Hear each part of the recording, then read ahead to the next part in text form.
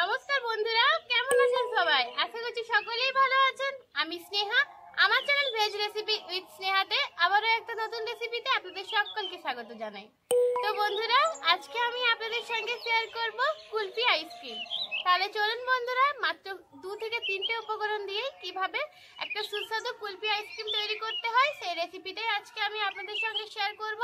তাহলে চলুন বন্ধুরা, আপনারা প্লিজ পুরো ভিডিওটি স্কিপ না করে দেখতে থাকুন। বন্ধুরা, কুলফি আইসক্রিম তৈরি করার জন্য সবার প্রথমে আমি একটা ক্যারামেল তৈরি করে নেব। এই জন্য দেখুন এখানে 6 থেকে 7 চামচের মতো দিয়ে দেব চিনি।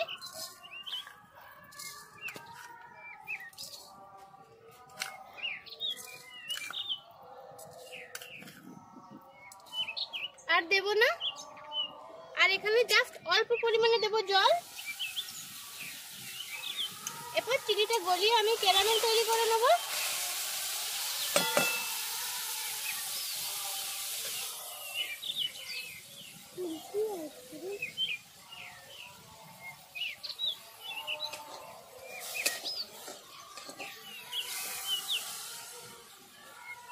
দেখুন বন্ধুরা, পুরো ক্যারামেল তৈরি হয়ে গেছে। দেখুন পুরো ক্যারামেলের কালার চলে এসেছে।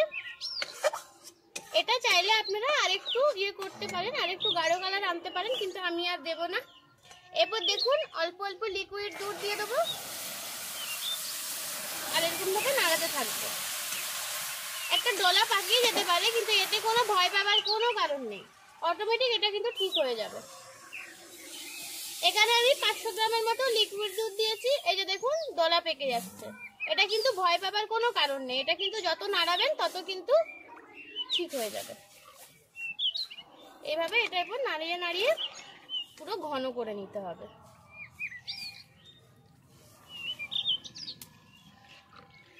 এভাবে কন্টিনিউ কিন্তু নাড়াতে থাকতে হবে।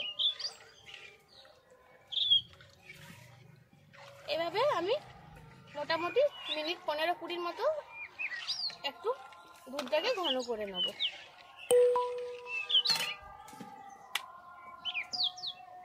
দেখুন বন্ধুরা, দুধটা কিন্তু আমার বেশ অনেকটা ঘন হয়ে গেছে। দেখুন আপনারা দেখে বুঝতে পারছেন কতটা ঘন হয়েছে।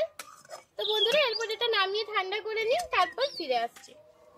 দেখুন বন্ধুরা, এটা অনেকটা ঠান্ডা হয়ে গেছে। এখানে আমি মোট 6টা দেখুন এরকম আইসক্রিম তৈরি করার জন্য কফি কাপ নিয়ে নিয়েছি। এরপর এখানে একটু একটু করে দিয়ে দিচ্ছি।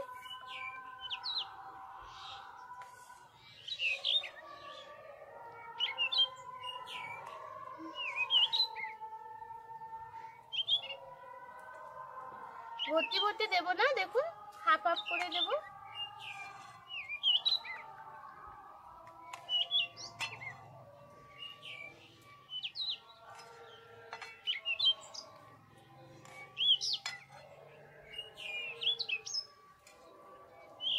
দেখুন বন্ধুরা, একইভাবে কিন্তু আমি প্রত্যেকটা গ্লাসে দিয়ে দেবো। দেখুন বন্ধুরা, যতটা পরিমাণে হয়েছিল এটা মোট 3টে কাপে আমার হয়েছে। এরপর দেখুন এরকম ফয়েল পেপার দিয়ে কিন্তু আমি মুড়ে দিচ্ছি। 3টে কাপকে খুব ভালোভাবে এরকম ফয়েল পেপার দিয়ে দেখুন আমি কভার করে নেব।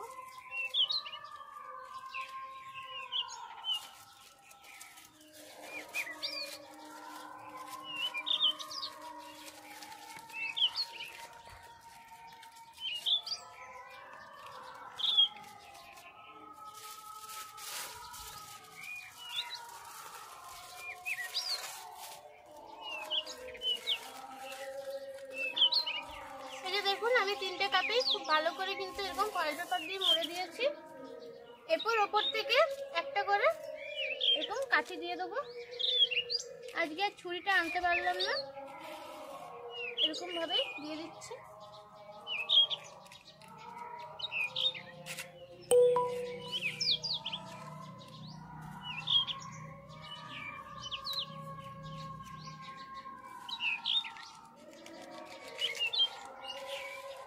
এই দেখুন 3টে আমি কাটি দিয়ে দিয়েছি।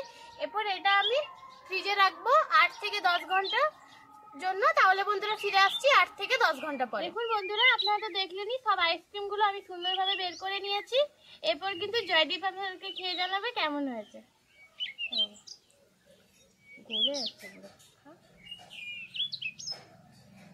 দারুণ হয়েছে, ভালো লাগছে। তো বন্ধুরা, আমি যেভাবে তৈরি করে দেখিয়েছি আমার এই রেসিপিটা ফলো করে আপনারা অবশ্যই বাড়িতে একবার তৈরি করে দেখবেন। আশা করি আপনাদেরও খুব ভালো লাগবে। তাহলে বন্ধুরা, আজকে এই পর্যন্তই। দেখা হচ্ছে পরবর্তী কোনো একটা রেসিপির সঙ্গে। ততক্ষণ পর্যন্ত ভালো থাকুন, সুস্থ থাকুন।